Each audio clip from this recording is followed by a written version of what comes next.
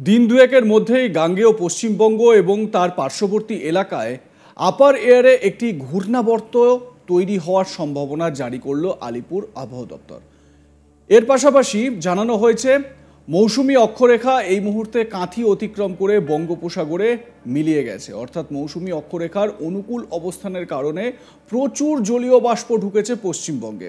আর জলীয় বাষ্প ঢোকার মানেই হচ্ছে পশ্চিমবঙ্গের সমস্ত জেলায় আগামী 7 দিন বৃষ্টিপাতের সম্ভাবনা তৈরি হওয়া। অন্তত আলিপুর আবহাওয়া দপ্তর তেমনই পূর্বাভাস জারি করেছে। আলিপুর আবহাওয়া দপ্তরের পূর্বাভাস অনুযায়ী দক্ষিণবঙ্গের বিস্তীর্ণ এলাকায় আজ থেকেই অর্থাৎ সোমবার 29শে জুলাই থেকেই ভারী বৃষ্টির সম্ভাবনা তৈরি হয়েছে। নিম্নচাপের প্রভাবে কলকাতা, হাওড়া, হুগলি সহ একাধিক জেলায় বজ্রবিদ্যুৎ সহ হালকা থেকে মাঝারি বৃষ্টি হতে পারে। এর আগেও আবহাওয়া দপ্তর জানিয়েছিল যে সোমবার থেকে কলকাতায় বৃষ্টির পরিমাণ আরও বাড়তে পারে। এই পরিস্থিতিতে সমুদ্র উত্তাল থাকবে বলে মৎস্যজীবীদের সমুদ্রে না যাওয়ার পরামর্শ দেওয়া হয়েছে। আবহাওয়া দপ্তরের তথ্য অনুযায়ী বঙ্গোপসাগরে ঝোড়ো হাওয়া বইছে এবং আগামী 48 ঘন্টার মধ্যে পরিস্থিতি আরও খারাপ হতে পারে। ঘন্টায় 40 থেকে 60 কিলোমিটার বেগে ঝোড়ো হাওয়া বইতে পারে। সোমবার থেকে আগামী 7 দিন দক্ষিণবঙ্গে স্বাভাবিক বা স্বাভাবিকের থেকে বেশি বৃষ্টি হতে পারে। উত্তরবঙ্গের দার্জিলিং, কালিম্পং, আলিপুরদুয়ার, কোচবিহার এবং জলপাইগুড়ি জেলাতেও বজ্রবিদ্যুৎ সহ ভারী বৃষ্টির সতর্কতা জারি করা হয়েছে। পাশাপাশি মধ্য মহারাষ্ট্র, রাজস্থান, গুজরাট, কোঙ্কণ, গোয়া, উত্তরাখণ্ড এবং কর্ণাটকেও ভারী বৃষ্টির সম্ভাবনা রয়েছে বলে জানাচ্ছে আলিপুর আবহাওয়া দপ্তর। এছাড়াও দেশের মৌসুম ভবন।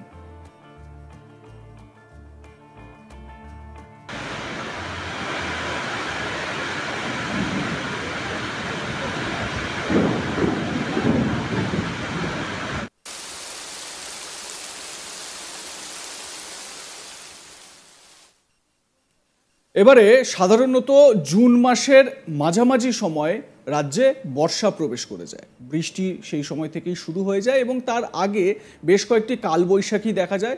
সেই সময় কালবৈশাখীর প্রভাবে ভারী বৃষ্টিপাত কোথাও কোথাও লক্ষ্য করা যায়। কিন্তু এবছর বাংলার যে আবহাওয়ার যে চিত্র, সেই চিত্রে একটা অন্য বৈচিত্র্য লক্ষ্য করা গেল। কালবৈশাখী নামমাত্র হয়েছে এবং সেটা হয়তো বোঝাও যায়নি। জুনের 8 তারিখ থেকে 13 তারিখের মধ্যে বর্ষা আসার কথা থাকলেও এবছর কিন্তু সেটা হয়নি।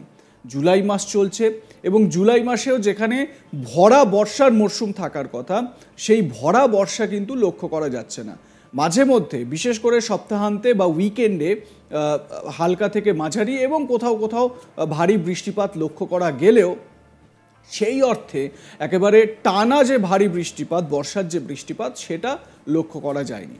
এটা আমি বললাম দক্ষিণবঙ্গের ছবি।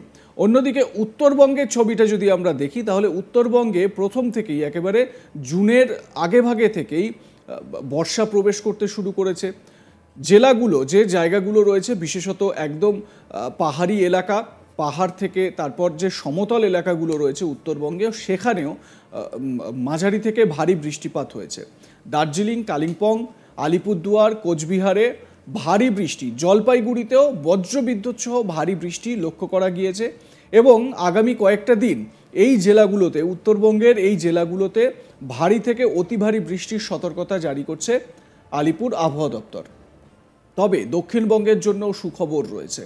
দক্ষিণবঙ্গের জন্য সুখবর এটাই যে প্রচুর জলীয় বাষ্প তৈরি হয়েছে। যেরকম আপনাদের আগেই বললাম, যে অক্ষরেখা তৈরি হয়েছিল সেই অক্ষরেখা কাঁথি থেকে এগিয়ে সেটি বঙ্গোপসাগরে গিয়ে মিলিত হয়েছে।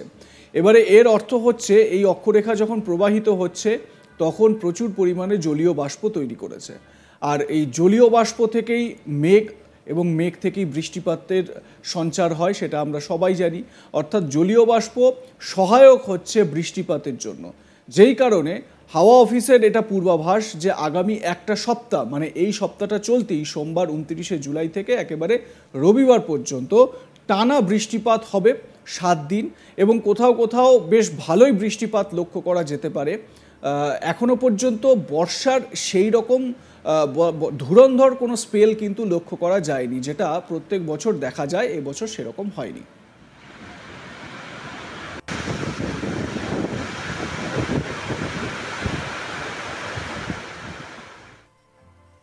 লাইক কমেন্ট শেয়ার করতে ভুলবেন না আপনারা। দেখতে থাকুন আজ তাক বাংলা।